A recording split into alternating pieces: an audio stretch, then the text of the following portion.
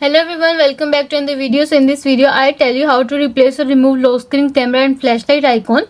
In iOS 18, Apple is allowing iPhone users to replace the flashlight and camera buttons on the lock screen with something more useful to make them disappear entirely.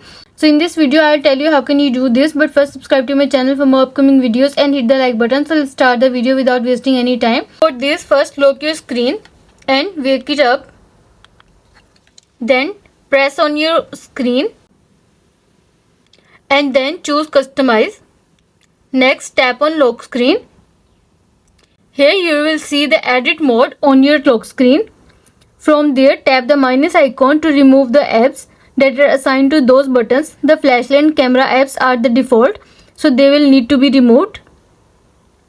Next, tap the plus button and choose a new control to add from the scrolling menu options. From here you can choose whatever you want.